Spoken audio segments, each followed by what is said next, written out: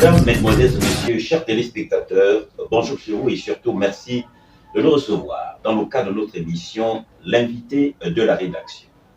L'invité de la rédaction nous amène à rencontrer et sinon nous entretenir cet après-midi avec Monsieur Melty Blanchard Soupon, qui n'est autre que le président du Rassemblement national des électeurs indépendants. Monsieur le Président, bonjour. Bonjour, monsieur le journaliste. Merci d'avoir accepté de venir nous entretenir sur notre plateau dans le cadre de cette émission, l'invité de la rédaction, au cours de laquelle nous allons nous entretenir autour de l'existence même de votre parti politique qui est le Rassemblement national des électeurs indépendants tel que nous l'avons fait. Mais avec vous, nous allons en savoir davantage et c'est la raison pour laquelle nous vous invitons déjà à répondre à une question qui est Melty Blanchard Soupon. Melty Blanchard Soupon, c'est un jeune Gabonais, acteur du développement, chef d'entreprise et par ailleurs acteur politique. Par ailleurs, acteur politique. Évidemment, on en parle. Il s'agit là de la présidence d'un parti politique que vous gérez, à savoir le Rassemblement national des électeurs indépendants. Pourquoi avoir créé ce parti et depuis quand concrètement avez-vous commencé votre carrière? Merci encore, monsieur le journaliste. Le Rassemblement national des électeurs libres a été créé en 2024. Et cela a été créé fort d'une expérience politique sur le plan national. En réalité, c'est en 2009, pendant que j'avais à peine, je crois, 22 ans, vous pouvez vous imaginer aujourd'hui quel âge j'ai, que j'avais brillamment soutenu un candidat à la présidentielle de l'époque, donc de 2009, qui doit aujourd'hui se trouver entre les deux chambres du Parlement, et qui occupe une bonne fonction.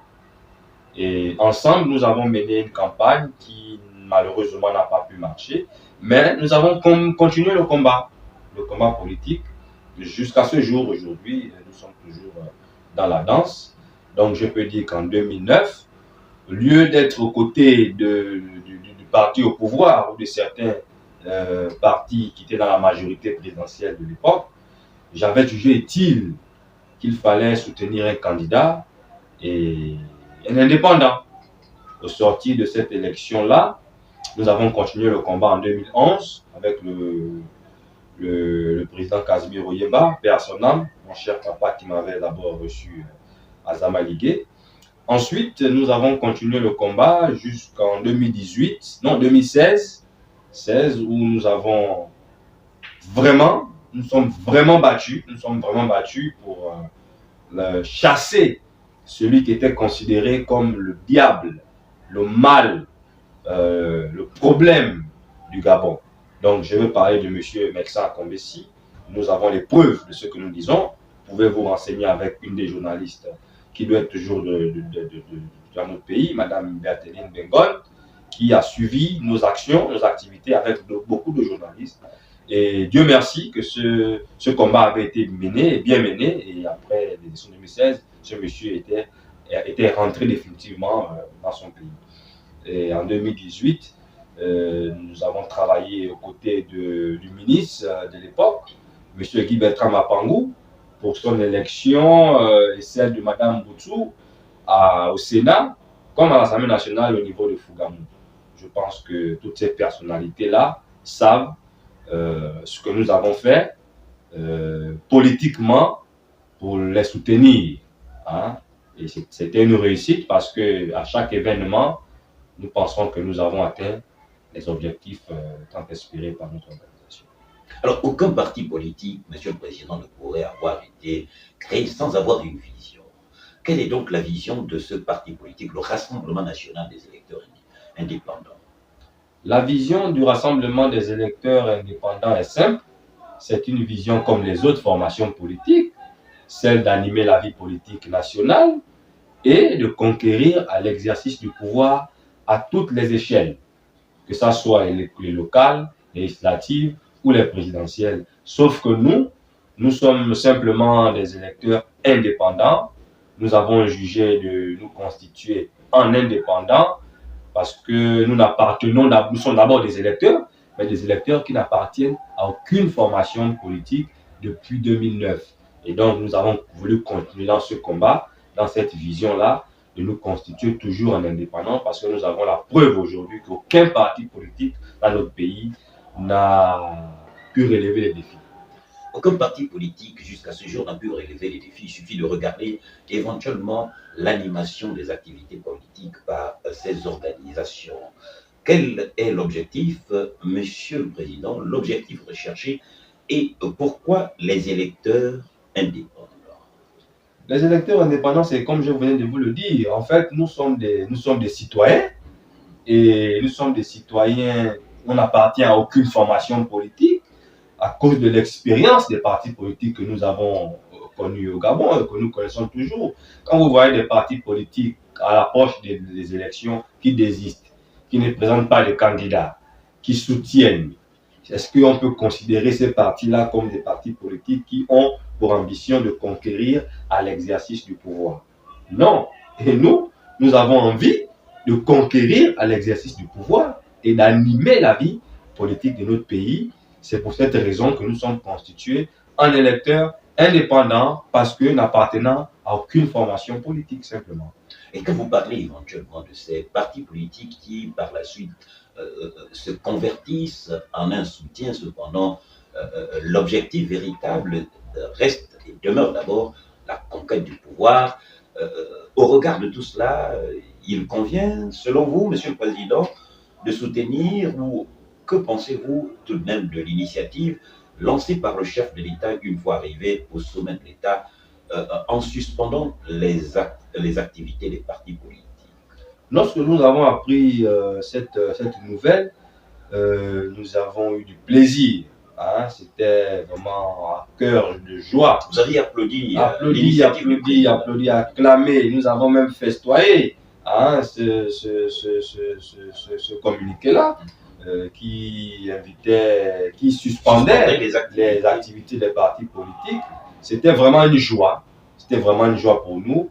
Mais malheureusement, à la suite, nous avons constaté que bon, cette suspension n'a plus eu lieu et que ces mêmes partis continuent à exister et à animer la vie politique de notre pays. Sinon, nous avons acclamé cette proposition que le chef d'État avait bien voulu initier, mais nous savons pourquoi cela n'a pas pu être fait et donc nous ne pouvons rien faire d'autre que de rester dans l'acceptation, mais tout en nous mettant dans le combat de ce que nous recherchons pour notre pays. Donc, à cela ne tienne, ça ne nous dit rien, mais c'était un souhait de pouvoir suspendre ces partis politiques-là. C'est une vérité, elle était une bonne réflexion, elle était bien pensée et je pense qu'elle était bien réfléchie.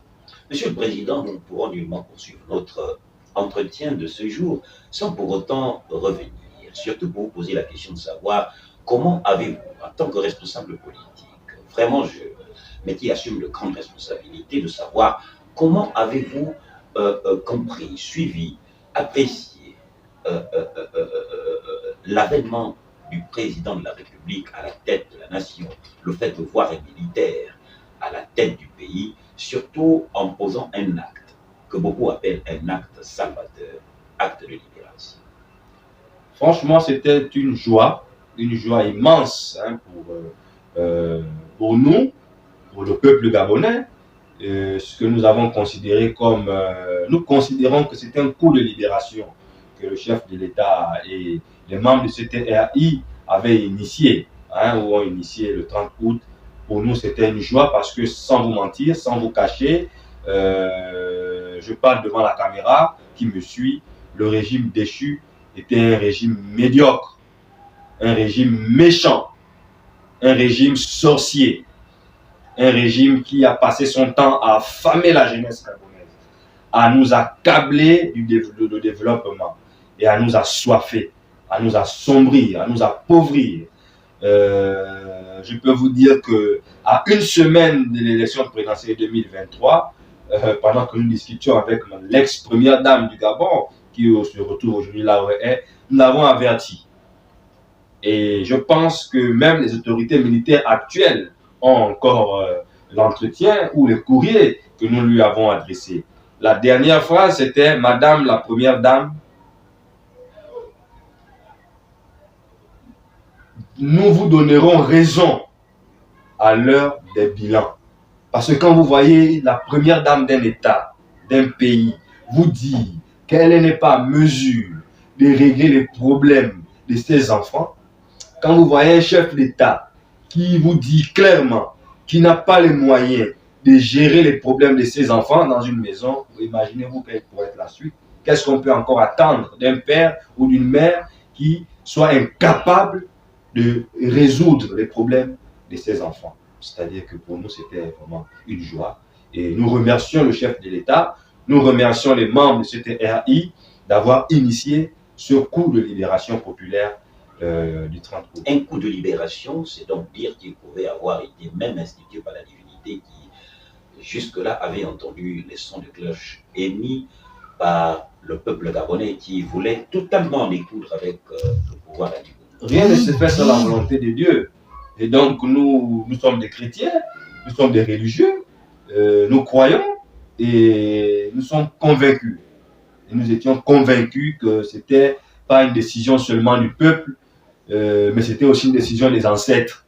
Parce que marcher sur les ancêtres, cracher sur les ancêtres, cracher sur les fils et les filles du Gabon, de cette manière-là, la manière du régime passé, franchement, en tout cas, cet acte était la bienvenue. Et je pense que personne ne peut remettre en cause ce coup de libération initié par les militaires le 30 août passé.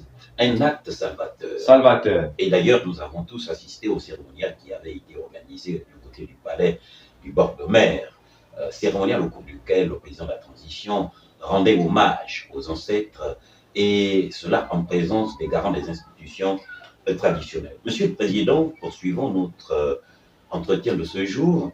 Il est tout de même à souligner que le Rassemblement national des électeurs indépendants demeure tout aussi implanté au plan national. Et justement, à cet effet, nous savons qu'il y a eu un référendum constitutionnel qui avait été dernièrement organisé par les instances dirigeantes actuelles en tant que responsable des électeurs indépendants au plan national. Quel rôle votre organisation politique a-t-elle joué? Avant le référendum, le Rassemblement national des électeurs libres n'était pas encore né. Et nous avons agi en tant que citoyens. Nous avons participé en tant que citoyens parce que c'était un appel que le chef d'État avait lancé à l'endroit de tous les compatriotes désireux participer ou contribuer au dialogue, au référendum. Et donc, nous avons contribué, nous avons apporté notre contribution, puisque je ne vais pas vous rappeler que je suis aussi président de l'Observatoire de la bonne gouvernance en Afrique, une organisation gabonaise, panafricaine.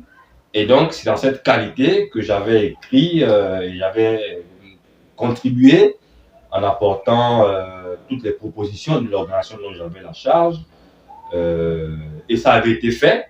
Nous remercions particulièrement le chef de l'État qui avait initié d'abord ce référendum, qui avait appelé à la contribution de tous les citoyens.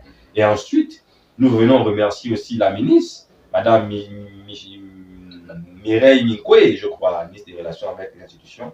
Vraiment, nous nous sommes sentis fiers, nous nous sommes sentis gabonais parce que nous avons reçu de la part de Madame la ministre 4 courriers nous félicitant pour la qualité des contributions, des propositions que nous avons faites.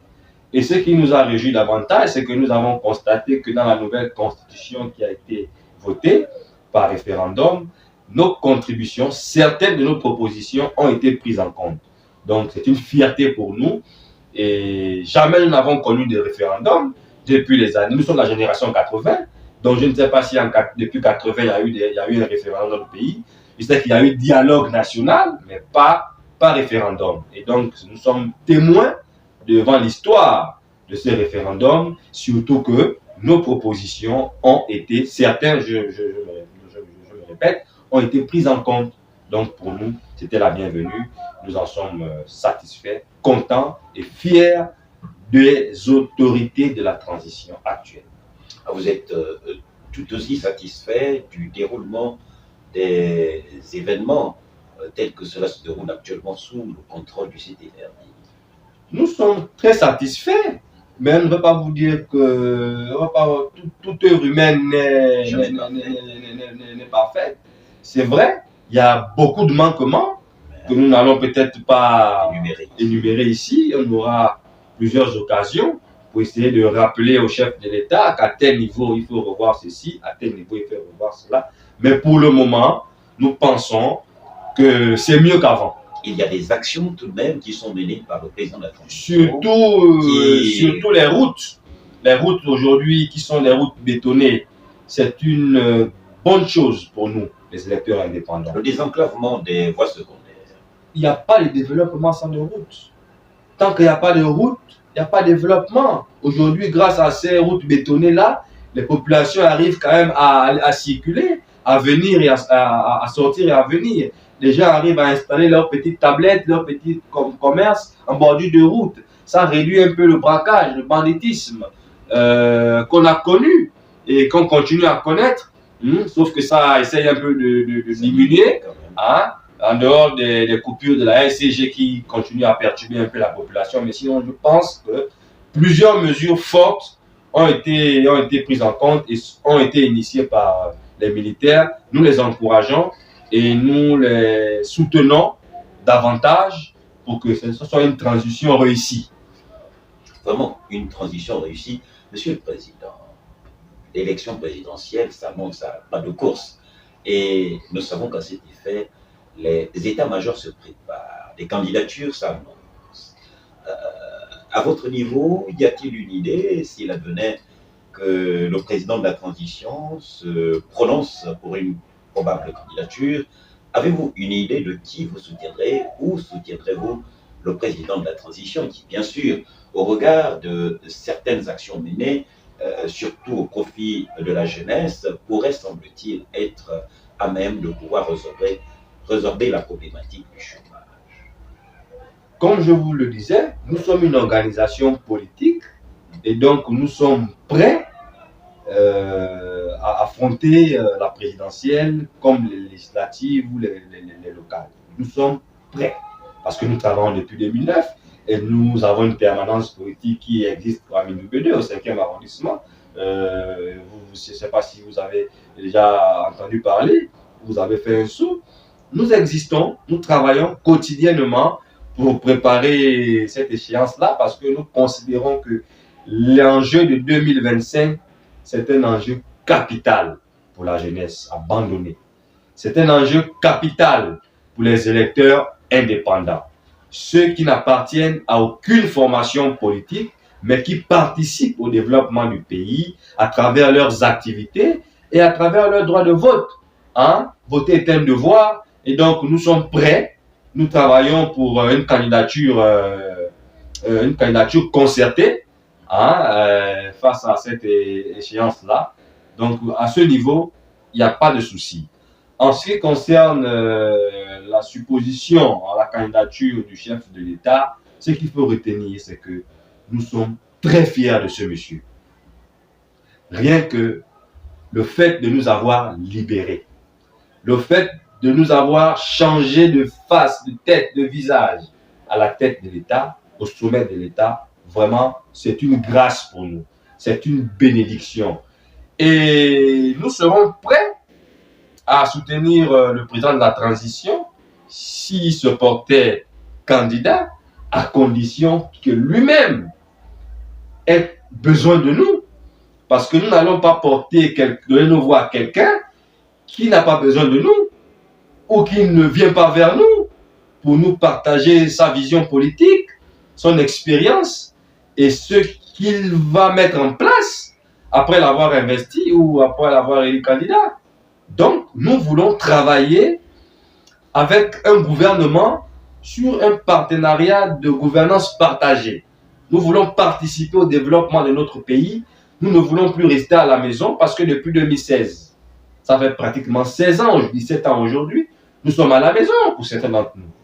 Donc, est-ce que nous allons continuer à être à la maison pendant 7 ans? Donc, si le président de la transition se porte candidat, surtout que la Constitution lui permet, comme moi aussi, la Constitution me permet d'être candidat, nous allons analyser, nous allons voir s'il a besoin de nous, nous allons réfléchir ensemble pour voir dans quelle mesure nous pouvons l'accompagner. Mais s'il vient sur la bannière d'un parti politique, il sera déçu parce que nous ne faisons plus confiance aux partis politiques et nous ne faisons confiance à aucun acteur politique de l'opposition d'hier comme de la majorité d'hier qui sont aujourd'hui dans la transition. Donc, le chef d'État doit comprendre ce message.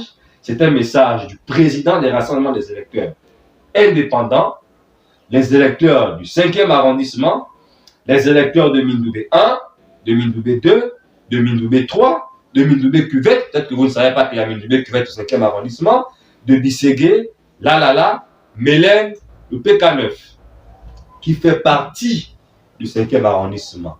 Et notre mouvement politique n'est pas représenté seulement au niveau du 5e arrondissement. Et vous-même, vous voyez que c'est le Rassemblement national des électeurs indépendants. Nous sommes bien implantés. Il nous manque à peine 4 provinces. Et je pense qu'avant la présidentielle, nos antennes vont être implantées. Nous sommes un mouvement, on ne fait pas du bruit. Parce qu'en politique, ce n'est pas le bruit qui compte, c'est le terrain politique qui compte. Et nous faisons du terrain politique. C'est un peu cela, ce que je peux répondre par rapport à votre question. Vous faites du terrain politique, Monsieur le Président. Pouvez-vous, un tant soit peu, de par votre expertise, votre expérience, nous rappeler quelques actions que vous avez menées auprès de certains acteurs politiques, parce que nous savons que non seulement en qualité d'observatoire, mais en qualité d'homme politique, avant même que vous ne donniez naissance à ce parti politique de manière officielle, mais qui existait déjà au plan mental, parce que, étant une idéologie lancée, vous avez œuvré, vous avez mené des actions sur le plan politique au profit de la nation. Pouvez-vous peut-être nous rappeler un tant soit peu l'expertise auprès de certains acteurs politiques de la nation? Il y en a probablement qui vous ont invité à... Plusieurs. Je vais d'abord commencer par le 5e arrondissement. Il n'y a aucun élu du 5e arrondissement, je dis bien, je me répète, aucun élu du 5e arrondissement depuis 2009 à ce jour qui ne connaît le président que je suis, qui ne me connaît pas, qui ne connaît pas les actions que nous avons eu à mener. Donc, si vous avez besoin d'un bon renseignement, peut-être que mon témoignage peut être faux, peut être mal compris, peut être douteux. Rapprochez-vous des élus du 5e arrondissement, même actuel, que ce soit à la mairie, à l'Assemblée nationale et dans d'autres administrations publiques de l'État. Il n'y a aucun homme politique du 5e arrondissement, qu'il soit du PDG d'hier, de l'opposition d'hier, qui ne connaît nos actions. Mon domicile est connu par tous les acteurs politiques du 5e arrondissement. Je dis bien tous les acteurs, mais surtout les élus. Donc, je ne suis pas quelqu'un caché. Vous pouvez parcourir le 5e arrondissement. Vous pouvez parcourir Mindoubé, 1, 2, 3, 4, Ozangué, Bisségué, Mélène. Vous pouvez parcourir. Nous soutenons les candidats que nous estimons être capables de relever les défis de notre arrondissement. Nous avons aussi mené des actions, comme je vous disais en 2009, nous avons soutenu un candidat à la présidentielle. En 2011, nous avons soutenu aux élections partielles un candidat au niveau de la commune de Ntoum qui a gagné. Et je n'ai pas besoin de vous citer le nom.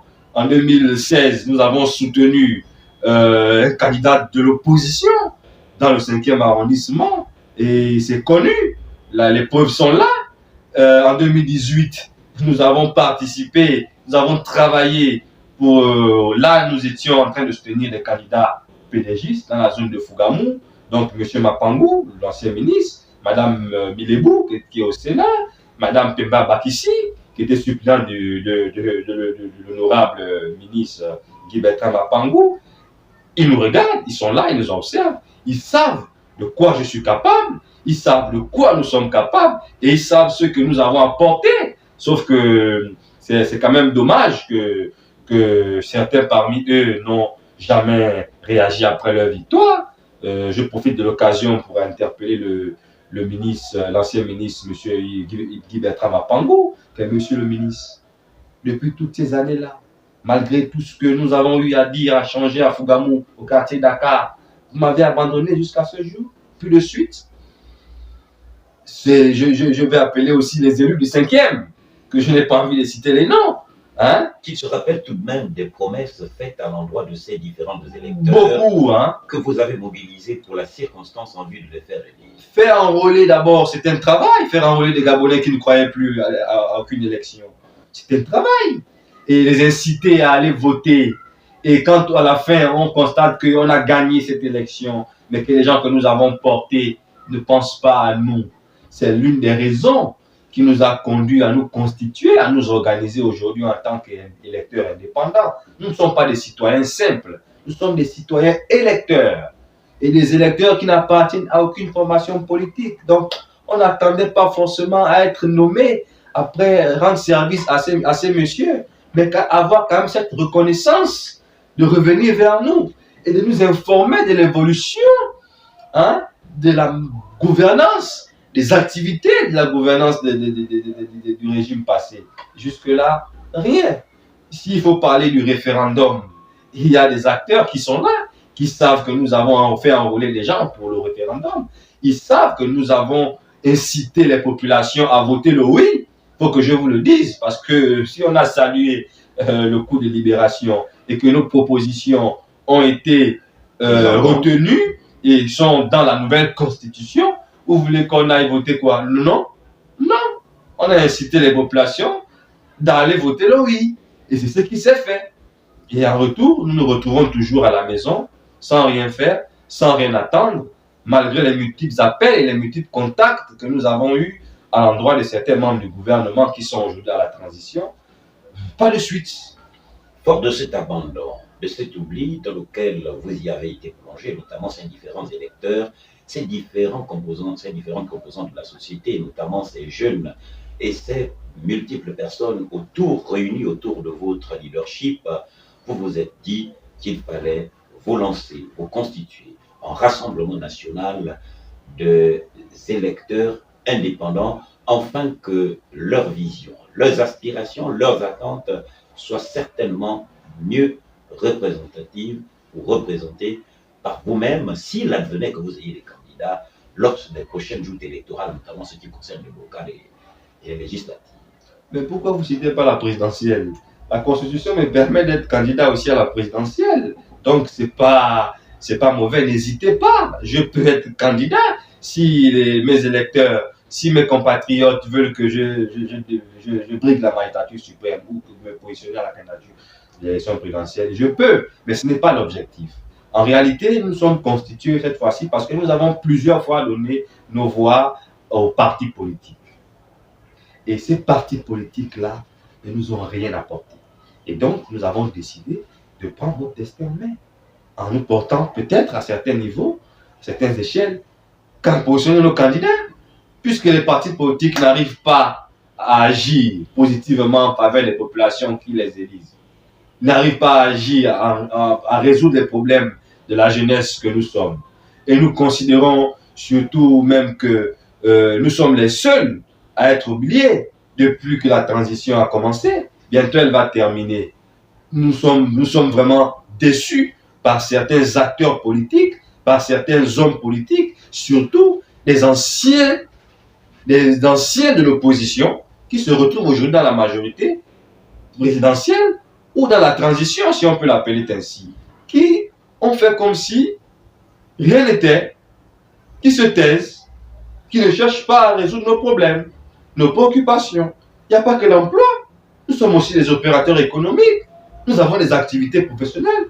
Moi qui vous parle, j'ai des entreprises, je loge des gens à Mindoubé, j'encadre les jeunes élèves du lycée et du collège Mindoubé 2, j'ai un cyber, j'ai eu des équipes de mon quartier, de notre arrondissement, qui viennent assurer la sécurité extérieure du lycée et du collège Raymond Bouka. Les parents qui sont dans les différents quartiers, qui envoient leurs enfants vers ces lycées-là, est-ce qu'ils savent ce que nous faisons quotidiennement pour sécuriser nos enfants qui viennent dans notre arrondissement? nous sommes un modèle. Et nous devons accompagner nos enfants, nous devons accompagner les personnes qui viennent dans notre arrondissement en assurant leur bien-être, leur sécurité. C'est juste ces raisons qui nous ont amenés à nous constituer en indépendants parce que nous n'avons plus confiance aux partis politiques et nous interpellons au chef de l'État pour dire au chef de l'État, mais monsieur le président de la transition, il semblerait que nous sommes les seuls citoyens que vous avez oubliés durant cette transition.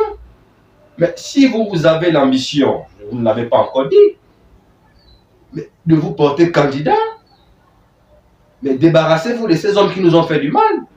Si vous voulez, nous allons vous citer les noms avec des preuves. Parce qu'ils sont avec vous. Ils sont toujours avec vous. Ils nous ont fait du mal hier. Ils continuent à nous faire du mal aujourd'hui.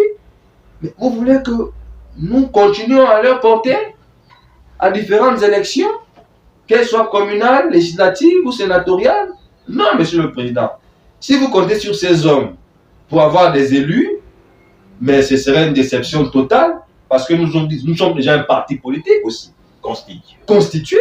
Et donc, s'ils doivent être nos adversaires, alors ils vont être découragés à jamais de ne plus jamais arriver. Il n'y a pas de surtout des arrondissements de la capitale. Le premier arrondissement, le deuxième, le troisième, le quatrième et le cinquième, ainsi que le sixième. En ce qui concerne les élections législatives, communales et sénatoriales. Ils vont être totalement découragés. Et si Dieu nous permet, comme je vous disais tantôt, nous sommes en train d'étendre nos antennes en province. Ça risque aussi d'arriver pour qu'on se prépare pour décourager à jamais les partis politiques qui n'ont rien apporté à la jeunesse gabonaise, aux jeunes que nous sommes et aux électeurs indépendants, aux électeurs libres. Nous sommes obligés d'appartenir à des formations politiques pour participer au développement de notre pays et de contribuer. Moi, je ne suis pas un membre d'un parti politique, mais j'ai une école dans le 5e arrondissement. Justement, votre leadership vous a conduit jusqu'à la création d'une école et d'ailleurs, les sons de cloche retentissant à travers les artères de la capitale gabonaise annoncent et parlent éventuellement de cette bravoure, de cet élan qui est le vôtre, ce sens de la créativité au point qu'on entende parler de la création d'une école privée qui, d'ailleurs, pourrait faire les beaux jours et même donner la satisfaction aux parents d'élèves. Qu'en dites-vous? Oui, c'est par amour pour mon pays, c'est par amour pour mon arrondissement. Je suis le 5e arrondissement. Je dois commencer par chez moi. Comme je vous disais, effectivement, j'ai ouvert une école au 5e arrondissement, une garderie, parce que la garderie de là, elle est saturée. Et il y a des parents qui ne peuvent pas payer du taxi tous les matins pour déposer les enfants à la garderie de là. Donc il faut désengorger, il faut créer d'autres antennes pour soulager les parents qui n'ont pas la possibilité de payer le transport pour aller déposer les enfants aller et retour toute une année. Donc c'est effectif, c'est vrai, je l'ai fait par amour et par rapport au constat que j'ai eu à faire, il fallait absolument désengorger la garderie de là et accompagner mes compatriotes, accompagner, soulager les populations du 5e arrondissement en général et du Gabon en particulier, afin que le développement puisse suivre et continuer. Hein? C'est une manière d'encourager les autorités, malgré la déception que nous avons auprès de ces différents acteurs politiques qui connaissent et qui voient nos élans, nos efforts au quotidien pour essayer d'impulser le développement de notre arrondissement, de notre pays. C'est quand même dommage de voir qu'il y a des hommes politiques dans ce pays qui m'ont côtoyé, qui nous ont connus, à qui on a fait confiance, qui connaissent même mon domicile. Et qui font comme si il n'y a rien. Qu'est-ce que vous voulez pour la jeunesse gabonaise, monsieur le président de la transition? Chères autorités, membres du gouvernement, quel type de jeunes vous voulez pour développer le Gabon? Quel type de jeunes? Des impolis? Des gens qui passent le temps à insulter les autorités sur les réseaux sociaux? Ou bien des gens qui réfléchissent pour le développement du pays? C'est compris, c'est-à-dire qu'on n'arrive pas à réaliser. Est-ce que nous sommes dans un pays où il y a un père et une mère. Est-ce que le Gabon encore est un état de droit où il y a un papa, où il y a une maman avec ses enfants, avec un gouvernement constitué, acquis pour la cause du bien-être des populations gabonaises? C'est compliqué. Vous savez, le leadership, le développement de notre pays passe par un leadership conscient au service du peuple. L'homme politique qui ne respecte pas la population, le peuple, ce n'est pas un homme politique. On ne peut pas aimer un pays et ne pas aimer les populations de ce pays. Vous ne pouvez pas aimer le Gabon et ne pas aimer la jeunesse gabonaise. Vous ne pouvez pas aimer Mindoubé, aimer le 5e arrondissement et ne pas aimer les jeunes qui se battent au quotidien pour développer un tant soit peu leur cité, leur maison, leur pays. C'est quand même dommage et c'est regrettable de faire ce constat, mais vraiment, c'est vraiment dommage. Cette jeunesse qui potentiellement constitue un véritable électorat. Il suffit de nous rappeler de cette période référendaire, éventuellement lors de cette révision de la liste électorale. Ce fort engouement de la jeunesse a démontré à suffisance la confiance, la force de votre leadership et notamment la confiance que la jeunesse gabonaise accorde à l'endroit de votre personne. Dans le même élan, Monsieur le Président, vous avez, dans le cadre de la réinsertion au plan social, même au plan professionnel, vous avez effectué des démarches au profit de plusieurs nécessiteux et nous voulons savoir quels en sont véritablement les résultats, puisque et qui avez-vous rencontré justement dans ce cadre, alors que vous vouliez réinsérer socialement et même au plan professionnel certains compatriotes? Lors de la prise de la prestation de serment du président de la transition et les différentes sorties qu'il a eu à faire ici et là, le chef de l'État avait eu à dire qu'il y avait du travail dans le domaine de l'éducation nationale. Et moi, je suis instituteur de formation. C'est pas pour rien que j'ai une école aujourd'hui. Dans mon organisation, il y a plusieurs de mes militants, de mes sympathisants, qui sont aussi des enseignants formés. Dans les écoles, nous avons mené des démarches à l'endroit des deux grands membres du gouvernement de la République, en la personne de monsieur le premier ministre chef du gouvernement, monsieur Raymond Dongsima, la première personnalité, à qui nous avons écrit, nous avons apporté nos dossiers, même mon dossier y figure puisqu'il est toujours avec eux, mais voici les réponses du chef du gouvernement, c'est là. Ces réponses sont signées de son directeur de cabinet, M.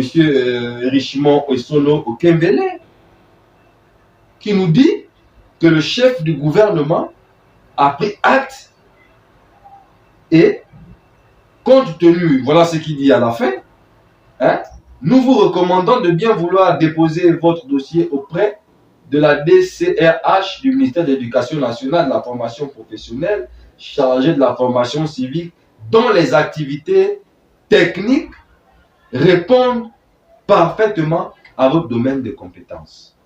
Attendez. Donc, le chef du gouvernement, le premier fonctionnaire de l'État,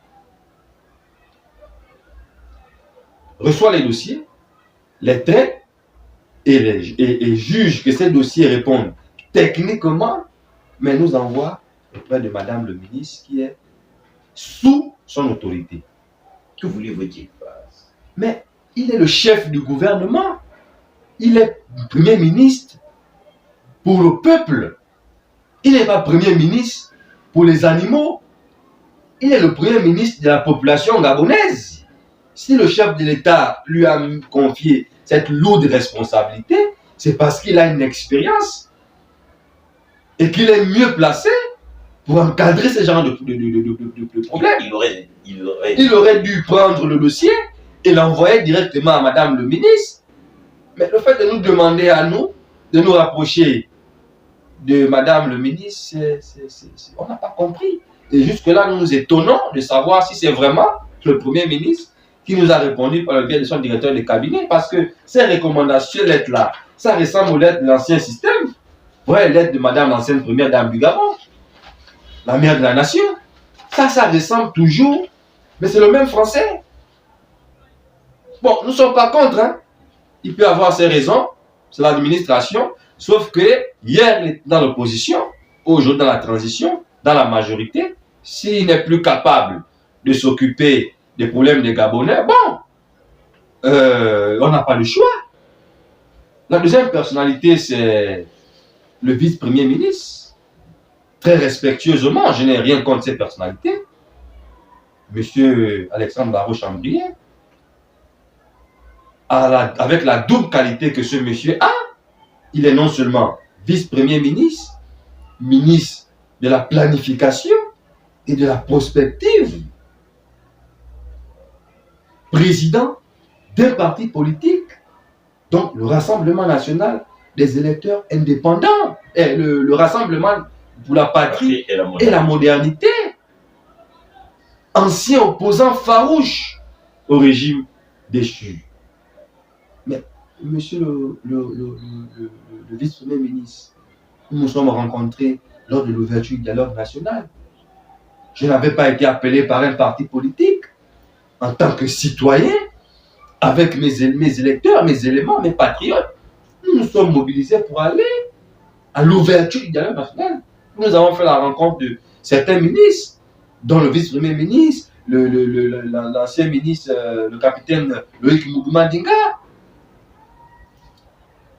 J'ai été reçu en audience par le vice-premier ministre, monsieur le vice-premier ministre. Après m'avoir accordé 2 audiences, monsieur le vice-premier ministre, après m'avoir demandé, en présence de vos collaborateurs, de fournir non seulement mon dossier et celui de certains de mes compagnons, jusqu'à celui de mon épouse. Après avoir fourni tout ça, monsieur le vice-premier ministre, vous nous avez oubliés, vous nous avez abandonnés. C'est fini. La transition, elle est réussie comme ça.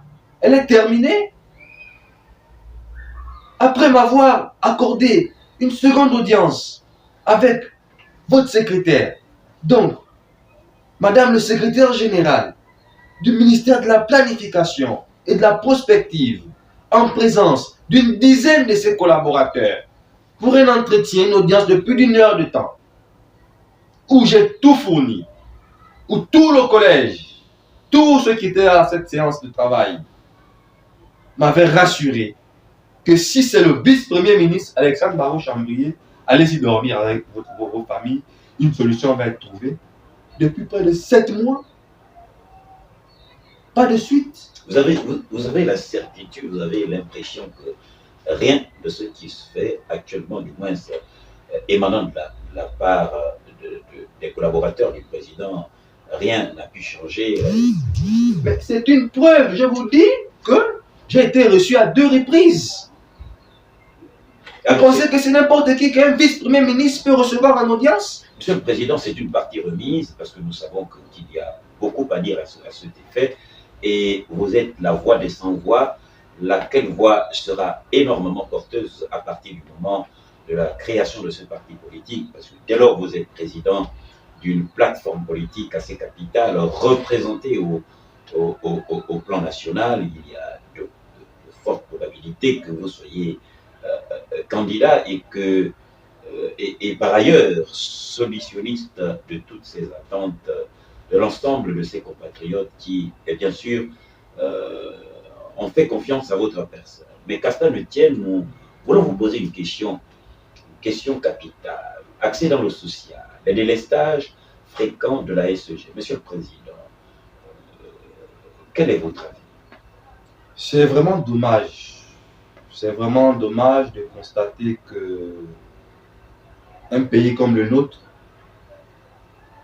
depuis près de 40 ans, donc depuis les années 60, que le Gabon se retrouve encore avec des problèmes de délestage.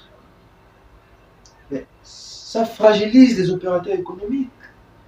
Je suis un opérateur économique, que je vous ai dit tantôt, et que j'ai un cybercafé où j'ai plusieurs enfants, élèves qui sollicitent nos services, de fois gratuitement au CF Bénin, pour faire des exposés, pour faire des photocopies. Mais quand il n'y a pas d'électricité, on ne peut pas travailler. On ne peut pas assurer nos charges. J'ai une école, j'ai une garderie, où j'ai des bébés à ma disposition. Lorsqu'il n'y a pas d'électricité, ça nous dérange. C'est grave. Le président de la transition vient de nommer une nouvelle personnalité politique à la tête de ce ministère dont il est question, notamment M. Lavin Akouré, qui venait de lancer quelques signaux relatifs à la résolution de la problématique. Vous avez tout de même confiance? Écoutez, le problème, ce n'est pas de changer les personnalités à la tête des institutions ou même des ministères. Ce n'est pas ça le problème. Est-ce qu'il ne faut pas regarder le problème réellement? Directement. Récemment, il y a eu à la SCG, on a changé la tête. On a mis un, on a remplacé par l'autre. Qu'est-ce que cela fait? Monsieur Davin Akouré n'est pas ingénieur en électromécanique ou bien autre chose. C'est un homme politique, c'est un médecin. Il est aujourd'hui au ministère. Il va essayer d'agir en fonction des recommandations et la feuille de route qu'il a été confiée. C'est vrai, il va faire de mieux. Mais moi, nous pensons que ce n'est pas ça le problème. Est-ce qu'il n'est pas utile de créer une nouvelle société d'énergie et d'eau? Est-ce que le fait d'avoir chassé Veolia violemment, brutalement, n'est pas à l'origine de tout ce que nous sommes en train de vivre au niveau de la SCG aujourd'hui? Surtout lorsqu'on parle de la restauration des institutions, il serait peut-être idéal de promouvoir au plan local des institutions, une société d'énergie qui puisse être gérée directement par l'État gabonais. Mais avant d'être géré par l'État gabonais, il faut d'abord que nous, citoyens gabonais, nous puissions prendre conscience d'abord de ce pourquoi nous sommes appelés à servir le peuple. On vous parle d'un gouvernement qui ne répond pas à nos problèmes. Pourquoi confier ça aux gens politiques, à un gouvernement, à notre État, si on n'a pas formé nos intellectuels? La mentalité n'a pas encore changé. Ça risque d'être la même chose. Le président de la transition prend des initiatives qui, et bien sûr, sont axées dans la résolution de la problématique. Des initiatives sont lancées et nous estimons que d'ici quelques semaines, la SEG sortira probablement de cette impasse, vu que nous parlons parfois de la vétusté au plan technique, hein, et surtout avec la demande qui est tout aussi élevée par rapport à l'offre. Beaucoup est à refaire, comme disait un compatriote avec son concept, tout est à refaire. Monsieur le Président, notre interview tire quasiment à son terme et nous savons que vous aurez beaucoup à dire au cours d'un autre numéro. Avez-vous quelque chose à dire que vous aurez peut-être remise à pieds joints à l'endroit du président de la transition, à l'endroit du peuple gabonais qui en est le véritable détenteur de la souveraineté? Monsieur le président de la transition, cher papa, je suis Monsieur Melchi Blanchard Soupon. Je sais que vous me connaissez, pas peut-être physiquement, mais à partir de la qualité de mes interventions, à partir des propositions que j'ai toujours formulées à l'endroit des autorités de notre pays, donc des autorités déchues comme celle actuelle. Vous avez plusieurs fois reçu mes courriers à la présidence de la République. Et je pense que vous avez une idée de la personnalité que je suis et que je représente dans le Gabon, mais au 5e arrondissement en particulier. je vous invite à penser à nous. Je vous invite à penser à la jeunesse de Mindoubé 1, de Mindoubé 2, de Mindoubé 3, de Mindoubé Cuvette, de Lalala, de Mélène, du 5e arrondissement. Parce que nous avons comme l'impression que nous sommes les seuls compatriotes que vous avez oubliés. C'est vrai, vous ne pouvez pas tout faire en l'espace de 2 ans. Et d'abord, même, nous ne sommes même pas encore arrivés à 2 ans. Mais vous pouvez faire quelque chose pour sauver au moins quelques-uns parmi nous, afin aussi d'aider les autres. Ça fait 16 ans que nous sommes à la maison et que nous travaillons au quotidien pour notre pays. Essayez de compter sur nous, parce que nous comptons sur vous. Nous vous soutenons, mais ne nous découragez pas, Monsieur le Président de la République, en nous oubliant et en vous entourant des hommes qui nous ont fait du mal et que nous n'avons plus jamais envie de revoir sur le terrain politique. Car nous avons décidé au 5e arrondissement de prendre notre destin en main. Parce que c'est nous les électeurs. Et la majorité de ces partis politiques-là n'ont pas d'électeurs. Ils comptent sur nous, les électeurs. Nous sommes décidés d'aller à une élection concertée. Donc, je vous invite humblement et très respectueusement, Monsieur le Président de la Transition, à bien vouloir écouter cet appel d'un jeune patriote engagé pour le développement de son pays. Pour terminer, je vais m'adresser aux électeurs indépendants, aux personnalités, aux hommes et aux femmes, aux jeunes qui me connaissent et qui continuent à m'accompagner dans la noble mission que nous nous sommes fixés, celle de voir notre arrondissement se développer et notre pays en général évoluer. Ne vous découragez pas. Le président de la transition ne peut pas tout faire seul. Ne regardez pas les hommes politiques qui nous ont fait du mal. Nous avons l'arme la plus forte. C'est notre vote. Notre carte d'électeur. Ne remettez à aucun acteur politique votre carte d'électeur. Qu'il vous demande la photocopie ou pas, le jour qu'un acteur politique dans ce pays vous demande de vous apporter votre carte d'électeur, même la photocopie, venez signaler au rassemblement des électeurs libres. Nous allons décourager ce monsieur-là parce que nous ne voulons plus de la fraude.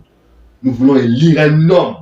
Et que l'homme que nous allons élire doit être fier d'avoir été élu à 100% au 5e arrondissement, à 70% dans tout le Gabon, pour qu'il puisse travailler avec nous, pour qu'ensemble, nous relevons le défi.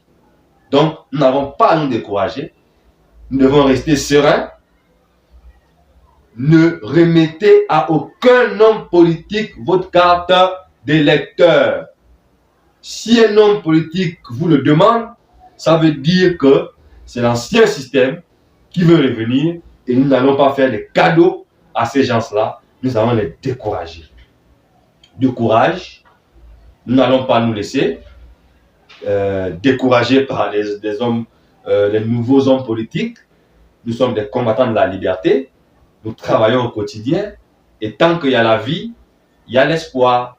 Je pense que j'en ai terminé, sauf s'il y a une dernière question, monsieur le journaliste. Mesdames et messieurs, chers téléspectateurs, nous recevions cet après-midi monsieur Melki Blanchard Nsouko. Il était donc l'invité de la rédaction